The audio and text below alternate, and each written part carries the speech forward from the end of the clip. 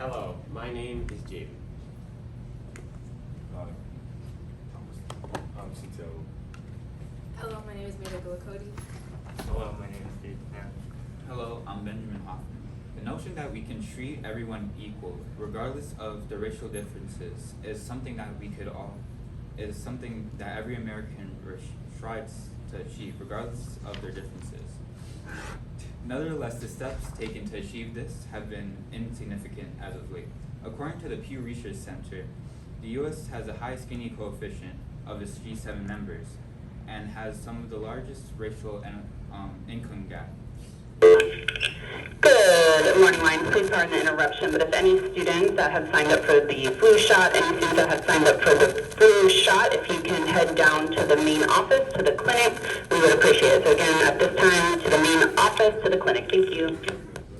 At least we get a reading. No, just keep going. You're fine. You're fine. Keep going. According to the Pew Research Center, the U.S. has the highest Gini coefficient of all the G7 members and has one of the highest racial income gaps that has been present for decades. So leading to the notion that equality is stagnant within the United States. One example of this is within the American public education system. As you can see on this graph, the poorer students tend to perform less to their more privileged counterparts. And among this, the majority of poor students happen to be Black and Hispanic. And even within the same social-economic class, we can see that white students tend to outperform Black and Hispanic students. To quote Warfield, disparities in educational performance are especially pronounced in hyper-segregated Black ghettos that dot the urban landscape throughout American society. In such communities, schools generally perform poorly and are typically grossly underfunded. So to add on to what Ben said, this graph shows the inequality within education systems. This is from the Wall Street Journal, and right here it shows the disparities between lower income families and higher income families between the average scores. And it shows that the higher income families have a advantage toward in the SAT. Another display of inequality in the United States is in the workplace. According to creating an equitable workplace, because fewer women are in senior leadership roles, there are fewer examples of female professionals moving up the ranks, fewer female mentors available to help guide and advise other female professionals, and fewer women on the decision-making team for promotions, board member selections, and so on. As you can see from this graph, over the past several 15 years, women contribution to the workplace has not been progressing over the several years. The highest percentage of females in a profession is less than 16%. Another display of inequality in the workplace is when it comes to racial inequality. According to 2015 U.S. Census estimates, the U.S. population was 30.6% white men, 31.4% white women, 7.6% Black women, and 7% Black men. As you can see from the data presented, the difference between the Black and white population has been large. And based on the fact that the civil rights movement was enacted in 1964, showing that over the past several decades, the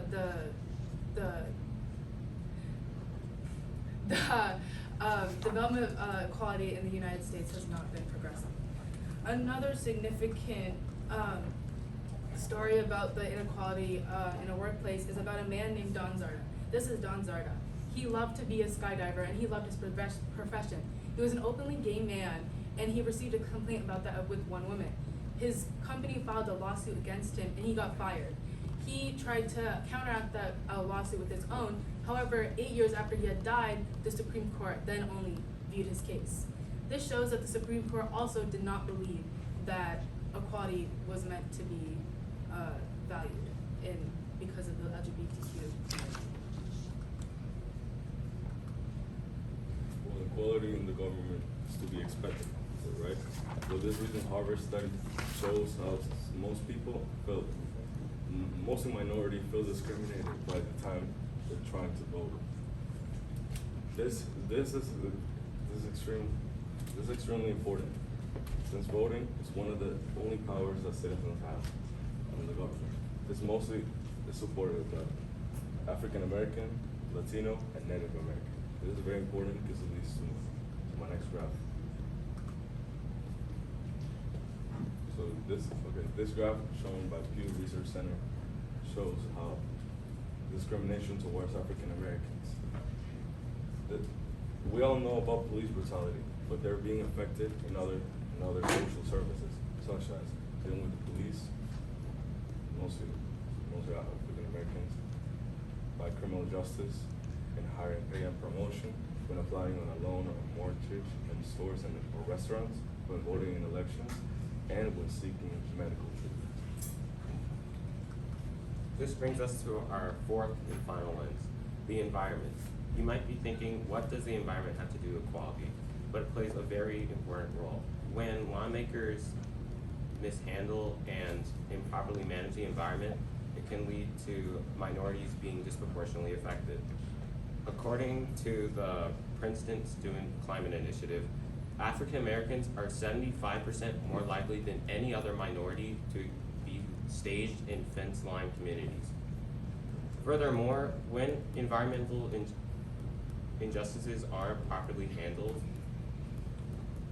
as you can see here, in addition to blacks, that also Latinos experience a higher amount of fence line zoning compared to the US average. Now, when the environment isn't properly handled, it can lead to larger incidences, most notably the Flint, Michigan water crisis. During the Flint, Michigan water crisis, the Flint, Michigan local officials used toxic river water as the community's main source of drinking water. It should be noted that these communities were mainly of color and of low income.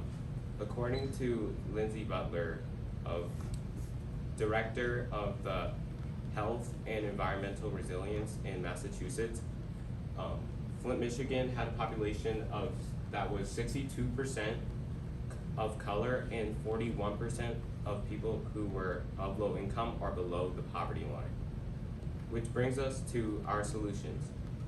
Unfortunately, there's no end-all be-all solution to equality. However, there is one suggestion that we all have that can make our society a little more inclusive. Our solution is affirmative action. If you're unfamiliar with affirmative action is programs and practices that help disadvantaged groups get more opportunities. In recent years, affirmative action has been on the decline. However, the effects have shown when they were on the decline. According to Fadan An, professor of labor economics at the University of Massachusetts, when these affirmative action programs were removed in 4 different states, on average they experienced an economic decline in participation from black women by 4%, Hispanic men by 7%, and Asian women by 37%. By promoting affirmative action, we can bring back these economic opportunities as well as much more. However, while this solution seems simple on the surface, there are 2 major limitations. First is that it reinforces stereotypes by perpetuating the idea that these disadvantaged groups aren't qualified for the opportunities given to them. And second, that it challenges meritocracy by forcing communities,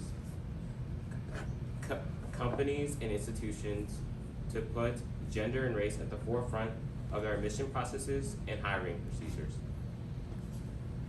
Thank you. Oh, thank you.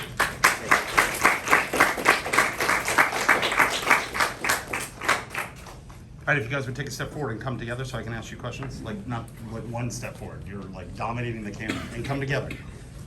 All right, let's go. Ben, I'm gonna start with you, and then we're just gonna go right down the line with questions, okay? So Ben, first up, reflecting on the work of your teammates, which one had the greatest impact of your understanding of the problem that you guys are talking about?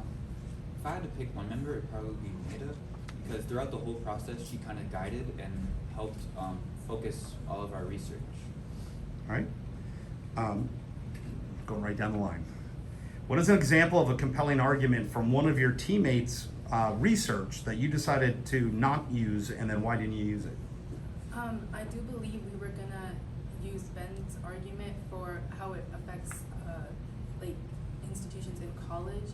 However, we did combine it with, David so that it's just education. That way, we have a more broader view of the topic and more people can understand. Okay, thank you. What am I at? 1, 2, 3. Okay, next up. What's a way in which your team's solution makes you think differently about the research that you did? Well, the solution that we provided allows me to rethink on. Sorry, can you repeat the question? Sure. What's a way in which your team's conclusion or solution that you came up with makes you think different about your individual research? Well, it makes me think that for my perspective, the environment, that it might have been too broad to cover in our solution. All right. Next up, describe an argument from one of their research that makes you think differently about your team's solution. Like, who said something that made you think differently about it? Can you repeat the question? Sure. Describe an argument that someone used from one of their perspectives that made you think differently about your solution that you came up with.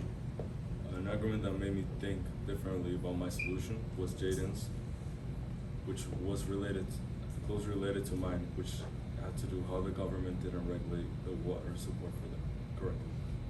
Okay. And save the best for last. No pressure there. If you had another team member that's not in your group, so you had a 6th member of your team, what perspective do you think that they could have taken that would have helped you in this process?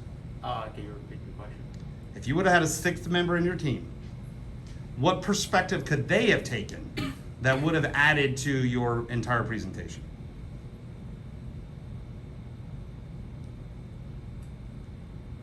I believe that the 6th member would have taken like a more, like a different lens that was like related to the climate change and how inequality affects the climate as well as the population.